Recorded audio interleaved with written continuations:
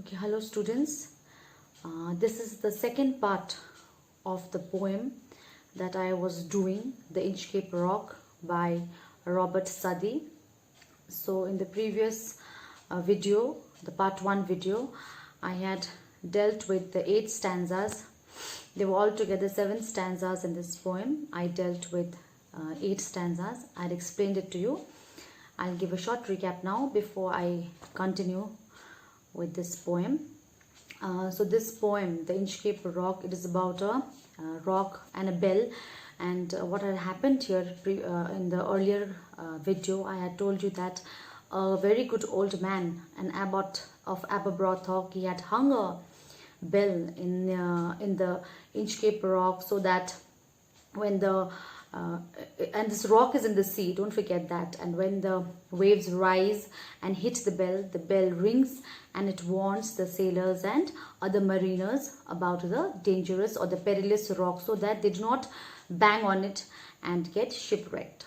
So but here again then we see that a wicked man called Sir Ralph the Rover, out of jealousy, what does he do? He goes and he cuts off the bell because he's jealous of the abbot of Aberbrothock, because everybody is praising him, they're blessing him. So out of jealousy, what did he do? He cut the bell. Now let's see further what happens after he cut the bell out of jealousy. Next stanza. The boat is lowered, the boatmen row, and to the Inchcape Rock they go.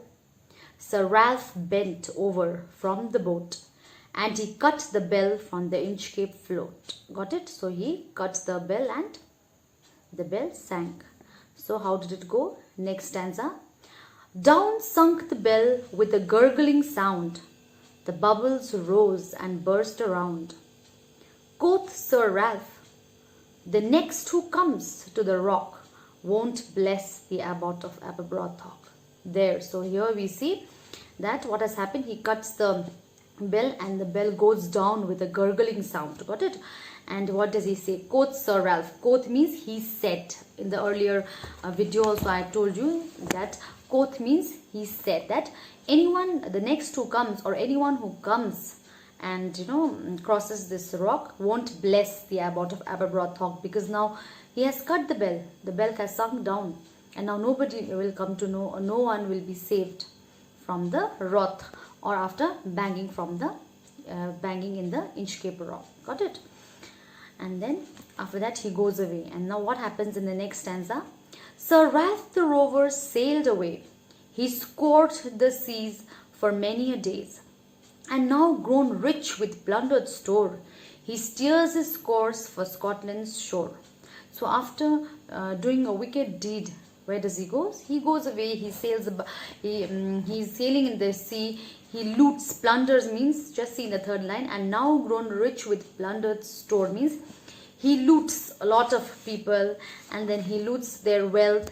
And what is he doing? He's freely scored, he scored the sea means he's freely moving in the sea. He's traveling here and there after doing a very wicked deed. Now, after all the plundering, now he's returning back to the Scotland's shore. The last line is saying he steers his course for Scotland's shore. He's coming back through the same way, through the same route, the sea route. So now what happens? So thick a haze overspreads the sky. They cannot see the sun on high. The wind hath blown a gale all day. At evening it hath died away. So what happened? The weather is pleasant, but there is the full, the cloud. There is a full hazy cloud. The wind had blown the whole day. There was vigorous blowing of the wind. So by the evening there was no wind, and the cloud had covered the whole atmosphere, and due to which they couldn't see anything. So what happened? Next, on deck the rover takes his stand. So dark it is, they see no land. Quoth Sir Ralph, it will be lighter soon, for there is the dawn of the rising moon. So then what does this Sir Ralph Rover does? He goes to the deck, he stands and he looks and he tells, he's anticipating that there will be light soon. The moon will come up, and then by the light of the moon we can see everything. So don't worry. He doesn't want his co-sailors to get worried. So next, "Canst hear," said one, "the breakers roar? For me think we should be near the shore. Now where we are I cannot tell, but I wish I could hear the Inchcape bell." So one of the sailors who was with him says that the wave is there, the movement of the wave is there, but still I cannot guess where we are exactly. So because of the weather, they don't know where they exactly are, where the ship is.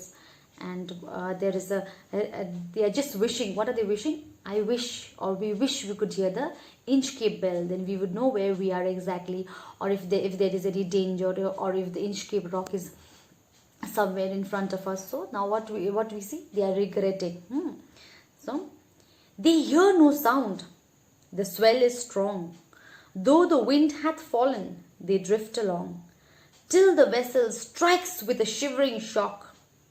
Oh Christ, it is the Inchcape rock. So what happens here? Now what has happened? We know, Sir Ralph is so scared, he's shivering out of shock. Why is he shivering out of shock?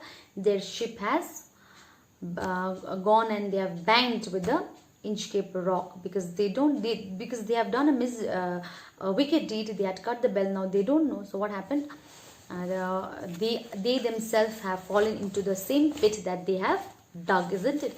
In the beginning of this lesson, I told you, if you dig a pit for somebody, you yourself are going to fall in it. Okay, so as you sow, so shall you reap. So this has happened.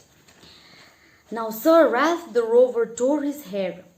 He cursed himself in his despair. The waves rushed in on every side. The ship is sinking beneath the tide. So out of regret and out of fear, now what did Sir Ralph do? He tore his hair. He's pulling his hair out of regret. What have I done? What misfortune has come upon me because of me myself? Now he's understanding what mistake he committed. So he tore his hair and he cursed himself. He's cursing himself. He's regretting what the wicked plan and the wicked deed that he has done.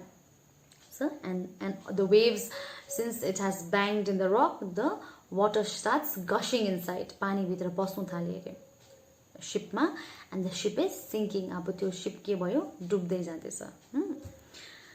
But even in his dying fear, last stanza, one dreadful sound could the rover hear, a sound as if with the Inchcape bell the devil below was ringing his knell. So as the ship was sinking, what happened? Sir Ralph Rover could hear the death knell. Now here is a comparison. We see a comparison between the bell and the knell. Now what is a knell? K-N-E-L, and knell is the death.